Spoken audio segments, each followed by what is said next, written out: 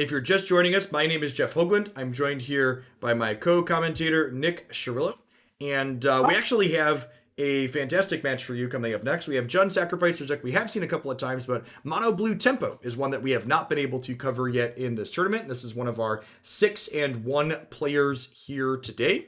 Among our 8 players, we have, looks like 5 or 6 archetypes, depending on how you cut it. I think Rakdos, I guess actually it's 7 archetypes, huh? Rakdos, Aggro is the one we have a duplicate of, and then we have Bant Ramp, Mono Blue Tempo, Jund Sacrifice, Red Aggro, Sultai Ramp, and then a Rakdos mid-range deck. So interested to see how all of these play out for us here today.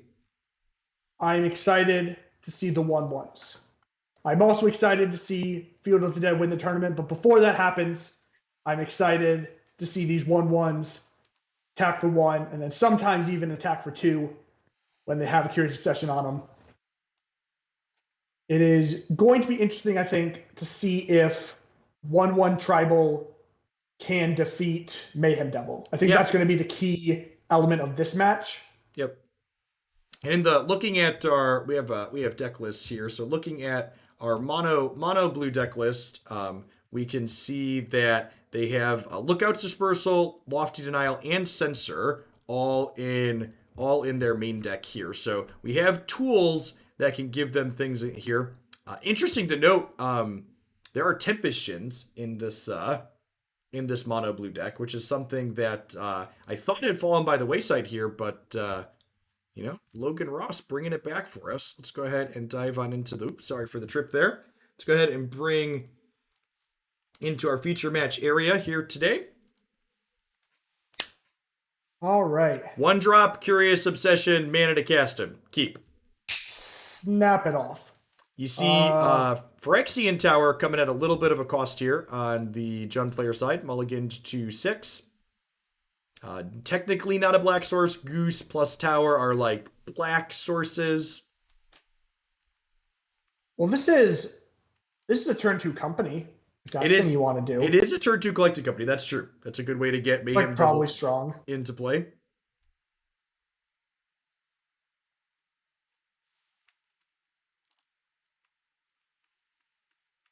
I think it'll be interesting on Blue Rose's side to see if they jam the Curious Obsession immediately, or if they try to set up a situation where they're protecting with Siren Stormtamer and put the Obsession on the Spectral Sailor. Okay. Yeah, and again, deck lists are heads up like we've been talking about a lot of today. So like here's a Bone Crusher Giant on the Jund player side. And if you're the mono blue player, you know that Bone Crusher Giant is something you need to be thinking about, potentially playing around. Yeah, Bone Crusher Giant is not a card that we saw in the other Jund, these Jund mid-range decks, but it makes a lot of sense. Yeah. Card is obviously very powerful. Seems really good in the mirror. You can take out their Priest, which is one of their main advantage engines. Yep. It's also something that's important too. We talked about the card Collecting Company being added to the format. Collecting Company is a sweet card because it comes with a very real deck building restriction, right? And Bone Crusher Giant is a tool that lets you have removal, but also have good density of reasonable things to find with Collecting Company when you cast it. Mm-hmm. And we see here Blue Rose on top, fitting name for this mono blue deck, picking up a Lookout's Dispersal here, making it reasonable to not Curious Obsession right away and just kind of take it slow. Even if Charizard on the bottom does not play anything out worth counterspelling, you still get to play another Spectral Sailor at end of turn, so that seems fine. Yeah, but this is, so it's a little awkward, right? Because unlike Staggering Insight, Curious Obsession doesn't gain life. So Charizard was able to get on the board early, and it's going to be hard for Blue Rose to both protect all of their threats and also stop, for example, this Collective Company from coming down and generating a lot of advantage. So this is probably the Curious Obsession turn. And interesting sequencing here from Blue Rose. So Blue Rose electing to play the Curious Obsession before playing Siren Stormtamer would indicate that we're willing to Lookout's Dispersal a Stomp here, which is going to be a workout especially poorly for them because there's another Stomp lined up. I feel like Blue Rose kind of took this kind of weird middle ground between like they waited a little bit to get set up safely, but then didn't wait fully. But the scavenging ooze on the ground, like you mentioned, does also make that difficult too, right? Yeah, I think the line Blue Rose is taking here is they're trying to play around both end of turn Coco and end of turn removal spell because it's really awkward if you play Storm Tamer, Curious Session the thing, and then they just cast Coco and you're like too far behind on board for it to matter Sure. that you're drawing a couple extra cards because your cards aren't individually super powerful, especially if you put on has stuff on board. Yep. I think the issue, of course, is that now the sailor's going to get stomped. So here's a question though. Okay, so we're eating this food. Are we gonna main phase Coco then instead of killing the space sailor? That's bold. That is definitely what you're going to do. Also, would call it bold. Ugh. Oh. Nice bolas to Citadel. Pass the turn, and and now this and now you get cast. to and now you get to sea dash your octopus, your spectral sailor, so that way it no Yep. longer dies to stomp. Or do you go? I feel like I want to go all in here on the same one because of Bone Crusher Giant. I think I think with the Siren Storm Tamer and your opponent only having 2 lands, I think I like spreading it out. Maybe I don't know. Okay, I don't hate this either. Although that's weird. Okay, so I'm surprised we didn't cast the other Storm Teamer. Like I feel like I'm casting something there on Blue Rose's side. I don't know. Blue Rose made their opponent cast the Coco that whiffed, so the heart of the cards is with them. We are in Amonkhet now. Oh, we don't get the Amonkhet board with direct challenge. That's lame. Uh, but yeah.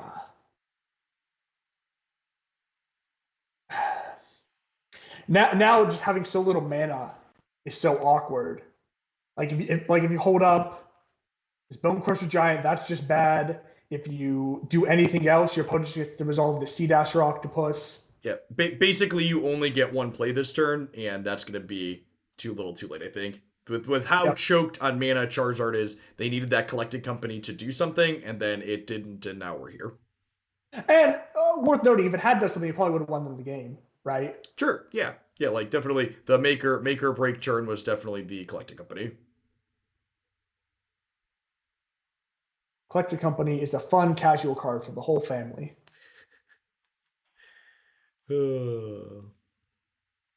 So this is where the blue deck, if people haven't seen this mono blue tempo deck before, really starts to snowball at this point. Your individual card quality is low, but when you get Curious Obsession and Sea Dasher Octopus going, you get start drawing these multiple cards per turn. And Yeah, and then if your opponent doesn't have stuff on board, the counter spell is just being able to trade 1-for-1 or Brazen Borrower since you're behind. Oh, yep, this is interesting though. we've unlocked Mayhem Devil. We have unlocked Mayhem Devil. We have things to sacrifice. So they have one trigger with the food. Well, so I think the problem is going to be if they cast Mayhem Devil, you can just Brazen Borrow in response. Sure. The Gilded Goose. Yeah, you bounce the goose, and then you have a free attack in the air, and they no longer can sacrifice anything. And you have you have 8 power in the air because you can flash in the Brazen Borrower also. Oh yeah. Oh, this is neat. I like this line. So you get to do this and play Mayhem Devil, and Sure, then and this gives you sacrifice slot. This gives you the ability to. oh, Bow Strider. Sure. I guess we're trying to bait. So like I don't know that I like this line on Charizard's side. I feel like Charizard is far enough behind at this point that they just like need to make them have the counter. You can't. I don't feel like you can test spell with Woe Strider here because you're just going to die in the air too quickly. Yeah, the powerful part about Mono Blue is your counterspell deck that effectively negates a lot of your opponent's proactive cards. So Woe Strider isn't a card against your strategy, which allows you to get it allows you to turn your counterspells into virtual card advantage Yep. because you can safely ignore some of the stuff your opponent plays. So this is a little bit awkward here now. So if they can sack the goose to Woe Strider to blank the Woe Strider. So I think they want to do. They just probably want to shock something, even though that'll probably get countered.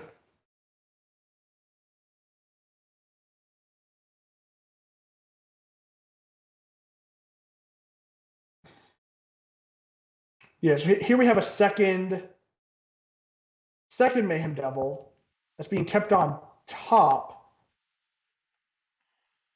but with only 4 mana and no food anymore. Oh, Wait, are we just they're trying to race. wait? What? Weren't we in the end step? Did we try to bounce? Oh, that's a stop. Okay, that makes sense. I guess I'm kind of surprised that the Storm Tamer Didn't counter that. didn't Yeah, counter that. Yeah. yeah. I don't think it should matter. Yeah, I agree. You have the. It depends on like if these are both islands here on these draws. It could matter. Oh, You get 2 islands, and then you get a redraw with Spectral Sailor. That's a lot of islands. sure. And I There's guess a I guess large I number. guess with the goose gone, you don't have mana for Mayhem Devil and don't really have to worry about it. Well, you can cast the Mayhem Devil and then sack stuff to the Low Strider. Oh, yeah, that's true. Okay, sure. So hard to And block. if you use the Siren Storm Tamer doesn't do anything against Mayhem Devil triggers because Siren Storm Tamer makes you sacrifice it. So if you're countering a trigger, you're just giving them another one. Right. Also, they could have just shot the 1/1 at your Storm Tamer. I think if you're gonna single block, I almost like double blocking here for that same, Sure. Okay.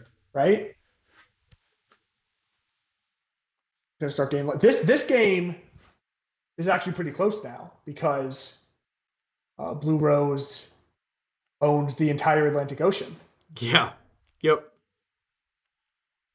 Yeah, and I guess not double blocking there. They're trying to play around like a third Bone Crusher Giant, which definitely exists, right? Like we know that Charizard's playing 3 of that card or 4 of that card. Yeah, for sure. For sure. Mayhem Devil has entered the chat. Spectre Sailor going to draw a card here.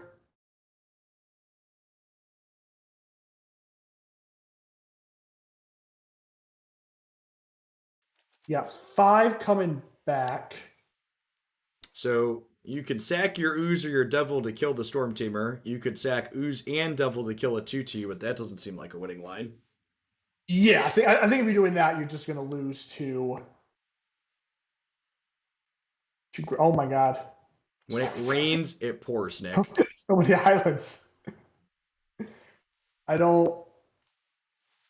Huh. And this kind of goes back to 2. I kind of wish we would have gone all in on one of the creatures, so that way it could have been a 3/3, and then we would have been able to have more blockers. Yeah, because obviously they're not able. They don't feel comfortable attacking with both. Yep. Drawing the, I don't know. And like, 6, if you're 7. Charizard, you must feel super dead here, just like having no clue that like you're like, But why? actually, Why is the 7-carded player casting Hieroglyphic Illumination? I don't get it. Well, if you only the Blues just discarded hand size. I think they did. yes, they did. They discarded an island. Discarded island number 12, 13. The unluckiest island. The unluckiest island of them all. And now the problem is scavenging you is outpacing your life gain. I guess you only have 1 green mana per turn.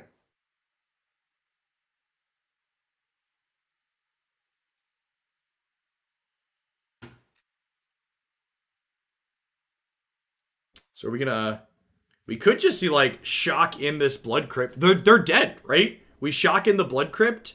We to play Mayhem Devil, and then Woe Strider sacrifices Scavenging Ooze and another Devil. Seems like yeah, you just gotta make them have it here, right? Because you're dead in the air otherwise. I guess you could control their board. Yeah, this is interesting. So heads up, with knowing all the information, we know that Charizard could kill them here. Yeah, I think the issue is you're going to know to go for it because your opponent's going to chunk away most of their board here, right? Yep. Then when you're not dead, Well, it does. so an issue is that like the Woe Strider is going to die, right?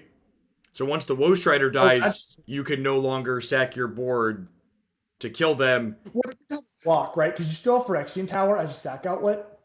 Oh, and So that's these blocks are potentially wrong here because now we can sack the Skoos, or we could sack the Skoos to kill the. No, that doesn't work out either. Yeah, this is tough. Really good example of how it's really easy to like pick out a lethal line and make a decision when you have all the information. But like Rutherford's staring at 7 cards in hand, and like the odds of those being 5 islands. what are the odds that all of these cards would do absolutely nothing? Yeah, and like I don't even know that Charizard at the bottom here is gonna lose because like they're at 5, right? And they're gonna play another threat out onto the board. Yeah, they're probably not going to shock you this Blood Crypt because Yeah, I then agree. you lose to um, the Curious Obsession effect.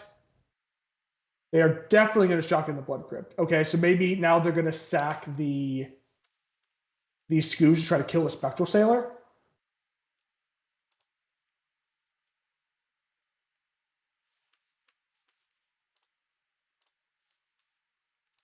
We might have hit technical difficulties on our second screen. Well, it's That's okay. We, fine. we have this screen. We get to look at all the islands. Look how pretty these islands are. You too could have these islands in your game. I assume you buy them. I actually don't know where they come from. Yeah.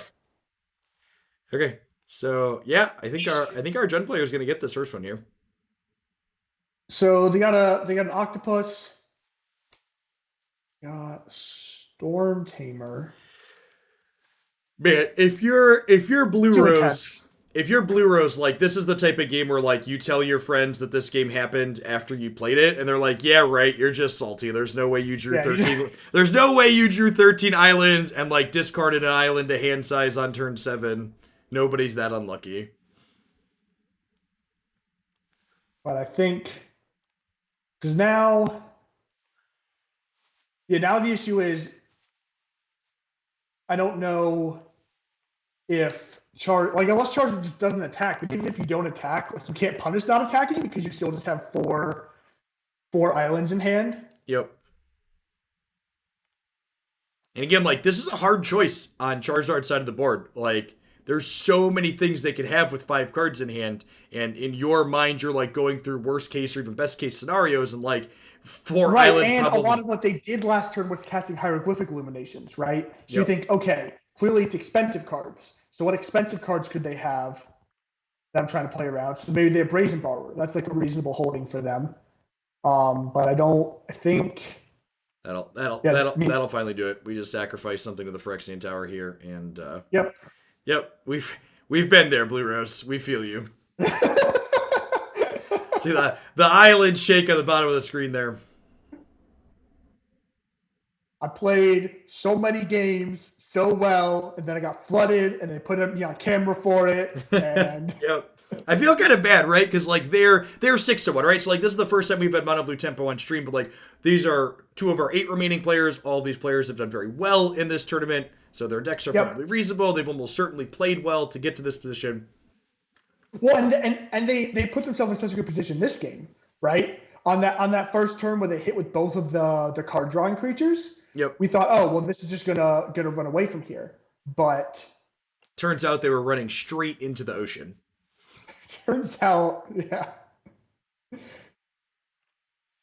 What do you think of this cat oven scavenging ooze main deck configuration that Rutherford has going on Charizard?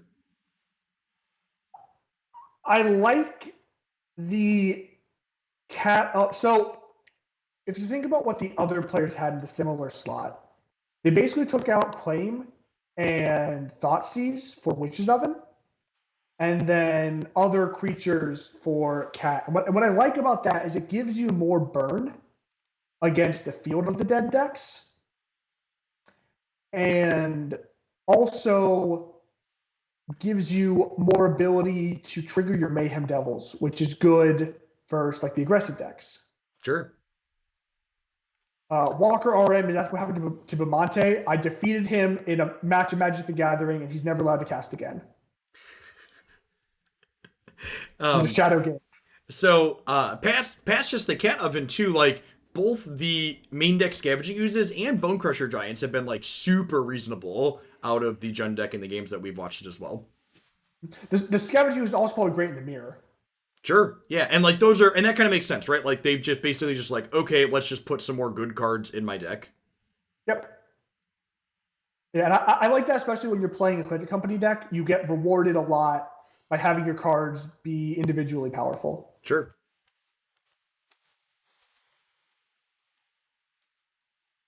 What do we have here? Pretty good hands on both sides. This hand's okay. It doesn't have A card draw. So you notice that Blue Rose has these spell pierces. And you also will have noticed that Charizard took out the good targets for spell pierce. Sure, but like they have Bone Crusher Giant still at least, right? They do have Bone Crusher Giant. They have Bone Crusher Giant. They have these ovens, which I don't know. Maybe you just snap it off on an oven. Sure. Yeah, I think like knowing what the deck lists are, you're like probably not being picky with Spell Pierce if you're leaving it in. And if you're on Blue Rose's side, the Spell Pierces do enable some of your best draws, right? Like the best draws in this deck give you those draw extra cards effects, and if you can stop those draws from being picked apart, they generally run away with the game. Yeah, thinking more about it, I think Spell Pierce gets a lot better when Spell Piercing Shock becomes really good. Sure. Yeah. Right, because if you're protecting your creature with the +2 with Curious Obsession on it. And something we saw Charizard do too, like Charizard boarded out their collected companies, but they boarded in a braid, right? So like something that frequently happens against this mono blue deck is whatever you're playing becomes more interactive post board. Right.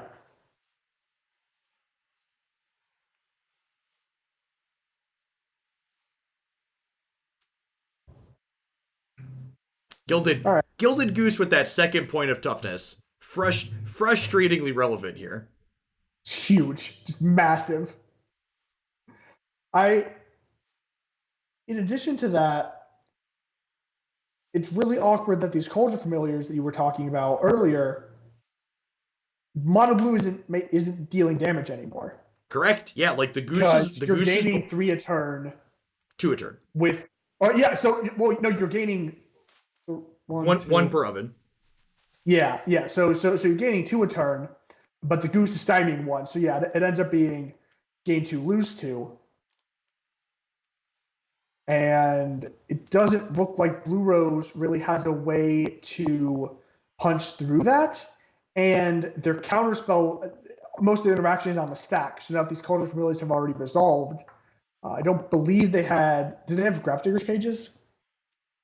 No. Yes, they have two. They have 2 cages.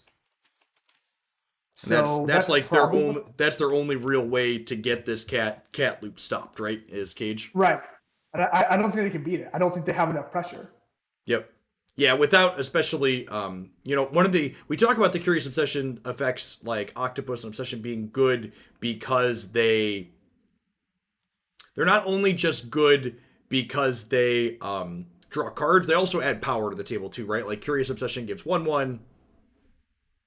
Right, and here they'd be they'd be adding additional, basically doubling the power of any of these creatures. Yep. All right, Spell Pierce had a text box. That's about all you could ask for on this board, right? That seems good. Wasn't a stone cold blank. But it's still like going to go back up to 18. Blues going down to 14, down to 12 when the Code of Familiars attack. I don't know how many more. I guess Tempest Gen is what you need here, right? Sure. Yeah, it's something that really just like hammers the clock home.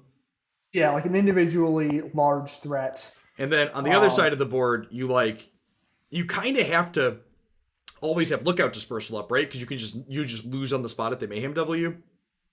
Yep. Yeah.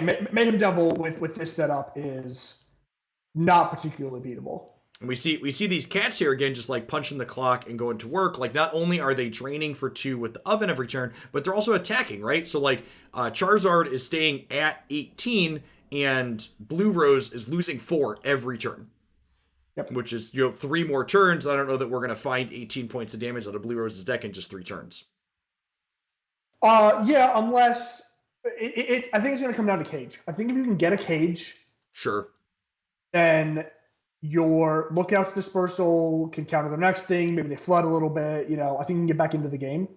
But I think without that cage, you're going to be really hard pressed to get anywhere. And with that being known, I wonder if the correct play was to not play the Storm Tamer, so you could hold up Spectral Sailor.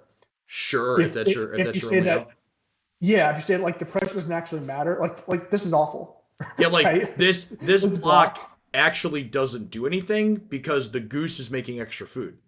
So Yeah. like if they don't have goose making food, a block is meaningful because it saves you points of damage and it like costs them a food to get it back. But because they have a sustained source of food in play, it's actually just irrelevant because they're just going to sack a food and bring it back and do a damage from the graveyard just like it would do damage hitting your face. In fact, blocking is worse because they get to gain a life with this damage now, right? Like it's not even just bad, it's like strictly worse than taking the point of damage. Yep, remember chat, never block. Oh, so Brazen Borrower's ability is actually reminder text then. Yeah. You're not supposed to block. Brazen Borrower would be really good if it could block. It would be just by the absurd. way. Card would be nuts.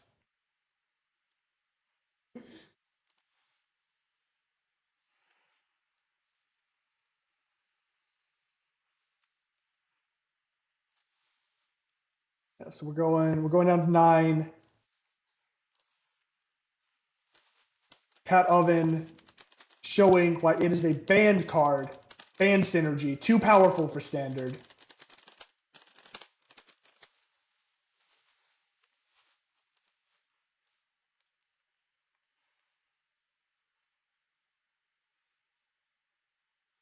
Yeah, so, all right. Draw. You've got a powerful Blood Crypt. Eventually, all these lands are just going to make it so that even if Blue Rose is holding these counters, they just don't matter, right? Yeah, because like these aren't Wizard's Retort, right? Like Lofty and Ion, Lookout's Dispersal are hard counters. Yeah, you need a lot of mana to pay for them, but you can. Oh, good. And we're like again, these blocks don't do anything because of the food from Gilded Goose. So Blue Rose is unfortunately going to be out here. We got 2. Yeah, almost. I don't even. Yeah, no, they're dead this turn. They make 2 food, and then they loop the cats. They make a food. They attack with cats. The cats trade in combat. You bring them back with your 2 food. Yep. It's going to be a lot of game actions here, but game actions. All right, God bless you. Shout out to Blue Rose for not making us sit through a bunch of game actions. Blue Rose, hero of the tournament. That was really unfortunate. I feel like Blue Rose didn't really get a chance to do what their deck had probably been doing all tournament. Like they're pretty unfortunate with their draws. I think game 1 was super unfortunate. I think game 2 was kind of just a showing of when their decks like they had plenty of lands and spells game 2 and their lands and spells just weren't good. So yeah, I think game 1 was pretty unfortunate, but I think game 2 kind of shows how the blue deck really kind of struggles against Cat Oven, but I also don't know that that's necessarily a bad thing. Like, it depends on what variation this deck becomes popularized, right? Like, Crokeys and Darby and other people have been playing this version without Cat Oven, and honestly, Mono Blue Tempo is probably very good against that bigger deck that doesn't have Cat Oven in it, because that aspect uniquely gave the blue deck a lot of trouble. Yeah, those mana leaks, if your opponent had 3 mana spells, would have been really powerful, right? You would have just traded off a bit. Yep. And been able to pull ahead from there, but... All right, at any rate, it looks like our one undefeated player lost, so we have... we have 5 players remaining that are all X and 1, which means we will have 3 more rounds after this, rounds 8, 9, and 10, so we can work our way down, or 9, 10, 11, as we work our way down to 1 remaining player. We're going to hit a quick ad break before we dive into the next one. Thanks for hanging out today, folks. Don't go anywhere. Today only, Cool Stuff Inc. is offering viewers of the Hoaglandia Open 15% off all versions of Double Masters singles when you use the code OPEN5 at checkout, including box toppers, foils, and more. CoolStuffInc.com. Cool stuff in stock.